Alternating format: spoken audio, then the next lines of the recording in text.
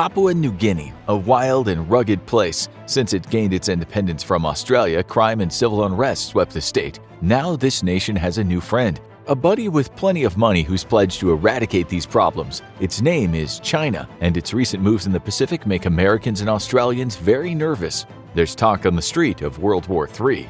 If you haven't wondered why China seems to be making plays in places in the Pacific, it's something you might want to think about. Understandably, Australians might want to invest more time on the subject than others, but this is a world issue at the end of the day. China has been expanding its naval capabilities and now has a bigger navy than the US, bolstered by 2 aircraft carriers. Why China wants to rule the waves all of a sudden? What's the point? What's the end game?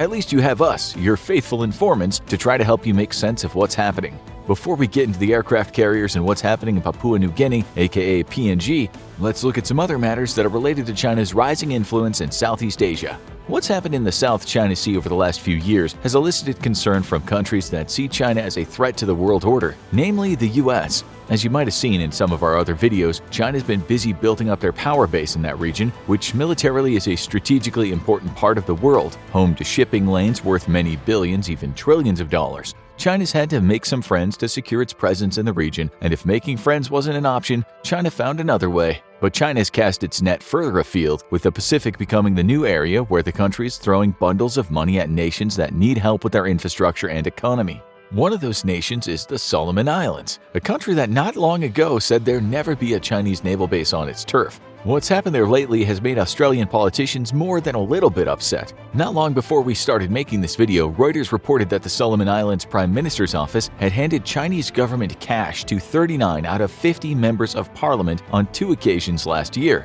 The payments, adding up to a few $1,000,000, were said to have been given to the PM with the message, "Do what you want with it." The lawmakers on the receiving end were made up. And it seems the PM, who is very friendly with China, will remain in the country's pocket. Watching this from afar was the United States, who along with Australia and some other Pacific countries was none too pleased. The Solomon Islands' new cozy relationship with China is deemed quite a big threat. They see it as China destabilizing what has been peace in the Pacific since the end of World War II. The country has 6 major islands and about 900 smaller islands, some of which have recently experienced large development projects. The previous crumbling infrastructure has been brought back to life over the last few years, and if you look at the multi-million-dollar projects there today, there's something you'll often see: a Chinese flag.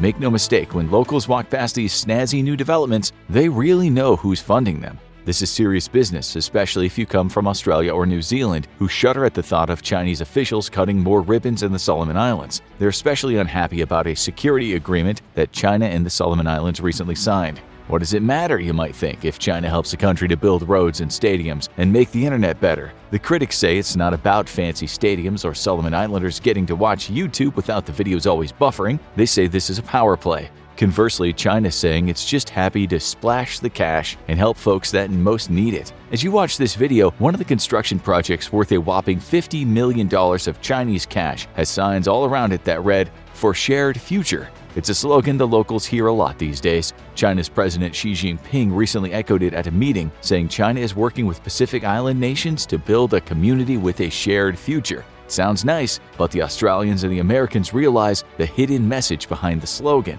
Not long ago, China didn't give a damn about this 700,000-person nation. It only created diplomatic ties with the Solomon Islands in 2019. Now you can see China's influence is everywhere, which local people might actually welcome. After all, the 150 Huawei telecommunications towers that China is building will undoubtedly improve some aspects of their life for the nation's citizens. Some of them are okay with this new friendship, although others might be concerned about the fact that the Solomon Islands ditched its friend Taiwan to get friendly with China. They know this is not just about getting better internet, it's choosing sides in the world of power politics. Some of them worry about Chinese-style surveillance in their nation. They worry that under this new security agreement, China might be able to send police or military personnel there. They worry that they're in the middle of a war of powerful nations, and as tends to happen in these situations, will suffer in the end. Now they have to think about which decisions will ultimately lead to less suffering in the future while still being concerned about present conditions in their country. This is why there have been clashes between pro-Chinese and pro-Taiwanese citizens. What happens now could be very important down the line. Getting caught in a fight between major powers is nothing new for the Solomon Islands. We're sure y'all know about the battle for the Pacific in World War II. You probably know that thousands of Americans died fighting the Japanese during the Guadalcanal campaign. You've also probably heard about the Solomon Islands campaign, which saw about 86,000 Japanese deaths. Fighting on the side of the Allies, U.S. soldiers and soldiers from Australia, New Zealand, Britain, Fiji, Tonga, and the Solomon Islands died or were injured in that campaign. Then there was the New Guinea campaign, which for soldiers was arguably the most horrendous campaign of the entire war. Testimonies express what an utter nightmare taking the peninsula was. No one wants to experience anything like that again. The good news is that this part of the world has experienced relative peace since then. But are we on the cusp of a new international conflict? Is this powder keg about to blow? China doesn't see it that way, or at least that's not what it's telling the world. The country has talked in official terms about its new friendship with the Solomon Islands, and you won't be surprised to hear that the word war was never mentioned. It said it's provided to help the Solomon Islands to maintain its own security. A Chinese official said his country wants to support social order, protecting people's lives and property, humanitarian assistance, and natural disaster response. The Solomon Islands has responded to all the criticism it's been getting from Australia and the US, saying it isn't about to let China build military bases on its land or allow a bunch of powerful Chinese warships to dock in the waters. The US has said this presence is all about China mounting a military presence in the Pacific. Australia said the same, as has New Zealand, both of which warned that China is creating instability on a global scale by making these pacts and connections in the Pacific. China's military analysts have said time and again there is some hypocrisy in all this, given that it hasn't been that aggressive over the last few decades. They point out that the US has around 800 bases in more than 70 countries and territories around the world. Even if China does want to build a new military base outside of its borders, they might say, why not? This is why the US and its friends have been keeping an eye on China's evolving political, economic, and security ties with sometimes impoverished Pacific countries. These countries need the money, of course. Their new infrastructure is helpful. It can be life-changing. But the US and other nations are saying that China is exploiting these countries, throwing money around not because it has a good heart, but as a method of gaining strategic power on the world stage. This is why the US and Australia are also throwing money at Pacific nations. It's why the US is trying to make stronger diplomatic ties with nations in the region. It recently said it was investing $600 million in the region, which will partly go to building 2 new embassies, one in Tonga and one in Kiribati. The US also wants to reopen its embassy in the Solomon Islands. This is not strictly about helping the people, but maintaining power in the region. Its direct opposition to China's new presence in the region is a godsend to Australians who understand the threat of having missiles pointed at their country from those islands. Australia, too, has suddenly become much friendlier with these nations, or has at least been trying to. U.S. analysts say that China's looking for politicians in the region that can be turned against Australia. It seems they've found their man in the Solomon Islands. But there are other places in the Pacific where China's been increasing its influence. Such politicians like to say things such as friend to all and enemy to none, and they say that accepting China into their warm embrace doesn't mean they're going to allow China to make their nation a strategic military base. Being a friend to all could certainly pay off for now, but as we said, things could get disastrous if World War III kicks off. Same goes for Vanuatu, which has also been forming a quite cozy relationship with China. The Australian media said in 2018 that China was trying to establish a permanent military presence there, although Vanuatu shot back and said that wouldn't happen. Right now, both China and Australia are trying to get Vanuatu on their side. As we make this show, a news headline states, "Closer security ties flagged with Vanuatu as Australia wrestles with China's Pacific rise." Everyone seems to want a piece of the Pacific.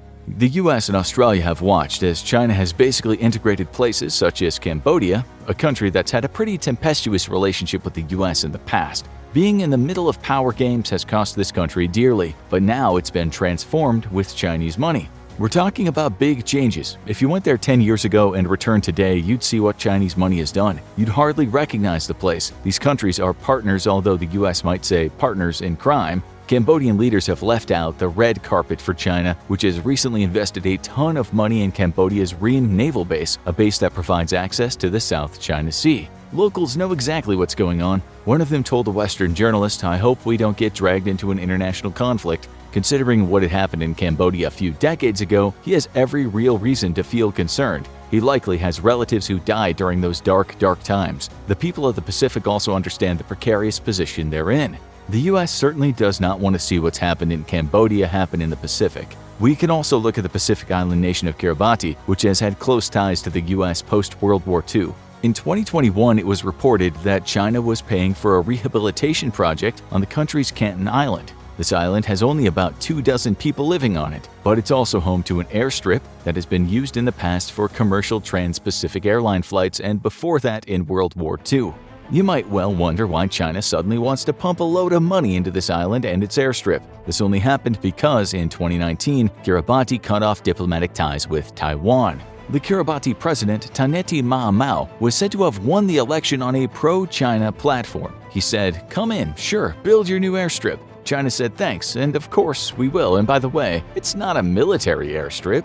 Sure, and pigs might fly one day. But again, this country might well experience some positive changes as a friend of China. It's hard to blame it or its people for taking advantage of a situation that is pitting global powers against each other. China hasn't built a military base in the Pacific yet, but having a presence and a friend in the region makes that very possible in the future. So when Australians see China getting friendly with the PNG, an old-time buddy of Australia, they start to wonder how this will pan out. Just recently, PNG's Prime Minister James Marape said his main focus as a leader is building an economically stable country, and he'll do everything to achieve this objective. In terms of presence, PNG is arguably the country you really need on your side in the Pacific. Right now, it's both friendly with Australia and China, but it's been making a lot of plans with Beijing. Again, from its point of view, why not? Australia and the US have spent decades neglecting places in the Pacific. One such analyst wrote, "The Pacific Islands have more choices for partnerships than ever. Therefore, cultivating relationships with them will be crucial if the United States is to be the partner of choice. It might be a case of being too late to the party. China's already made footholds in these nations, the money has already been sent, and the US is possibly too late to the game." In 2022, PNG and China signed a Memorandum of Understanding in regard to the construction of China's Belt and Road Initiative, or BRI. In short, this is about China investing in countries around the world, which is why it's been compared to the US's Marshall Plan after World War II. The BRI is one of the biggest infrastructure projects of all time, covering 68 countries. It'll transform much of the world as we know it and compel some countries to believe China is a much better friend than the US. This is why the US, Australia, and Japan have joined together to form their own version of the Belt and Road Initiative called the Blue Dot Network. Hearts don't usually bleed on the stage of international power politics. Still, if you read propaganda from any side involved, all these moves are not about power and economic interests, but about the people they're helping. A Chinese government media outlet recently wrote, "Projects undertaken by Chinese enterprises under the BRI have led to fruitful benefits for local people, higher living standards, more jobs, and skilled training." That might be true, but it's also true that China is building toward becoming the world's superpower, and the US wants anything but that. And when China talks about how people in the PNG will be so much happier with their new money, Australian politicians shake their heads in disdain. They look at China's airport projects in the PNG with a sense of profound concern. They wonder what those airports might be used for if ever there's a world skirmish like there was at the start of the 20th century. They see warplanes on those runways, not the commercial passenger planes like China likes to talk about. Australia sees China as the biggest threat to its own trade with the PNG. They look at China's ever-expanding military and see missiles pointed in the direction of Australia. Australia and other Western allies know how important the shipping lanes are. They understand the strategic importance of this part of the world. And so they aren't about to big up China for helping PNG build a much-needed infrastructure. Now, everyone suddenly wants to get PNG on their side. It's like the kid on the playground that wasn't popular before coming into school with something that all the other kids were jealous of. Now everyone wants to be his best buddy. That's what's happening with PNG. The PNG politicians know only too well how this game will end. What worries the US and Australia the most is China building a naval base in PNG. The Prime Minister has said he's never talked about that with China, and China has recently expressed that it's not there to do that. It said the military base theory proposed by its enemies is completely baseless and hyped with ulterior motives. This was after an Australian newspaper said the futuristic $8 billion development project is set to include an airport, naval base, and military base carved out of jungle land in Orokolo Bay. If you look at rankings for navies in the world, China usually comes second these days behind the US. Still, if you've been watching what's been going on with the People's Liberation Army Navy over the last decade, you'll see that it's grown in size and capability to a great extent at the same time as China has been making its presence known in the South China Sea and now the Pacific region. Expanding navy, a new presence in the ocean and seas. What does it all mean? China's naval facilities have expanded massively as of late. Its new aircraft carrier, the Fujian, is a sight to behold and a threat to U.S. naval superiority. Then there are China's fairly new stealth-guided missile destroyers and their Yuan-class submarines, all of which make China a huge force where the water is concerned. It's unsurprising then that Australia wasn't too happy when China said it wanted to invest in PNG's Lombrum naval base on Manus Island.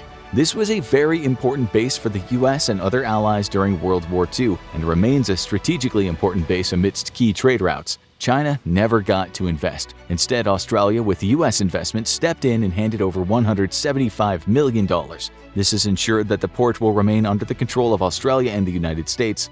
Australian media has called this joint venture from Australia and the US a significant pushback against China's Pacific ambitions. China won't stop though, it's just getting started. It will keep investing, it will keep expanding its friends list, it will flirt and woo and bargain to get what it wants. As some political scientists point out, the era of the US being a sole superpower might come to an end at some point. And what was a unipolar world will become multipolar, with China reaching parity with the US. As for what will happen if we enter a new multipolar nuclear era, that's hard to say, but it will be interesting. Or, as one analyst said, it will be unprecedented and far more complex and challenging than the Cold War. Now you need to watch why the US military is allowed to have bases all over the world, or have a look at China's island expansion in the Pacific has US freaked out.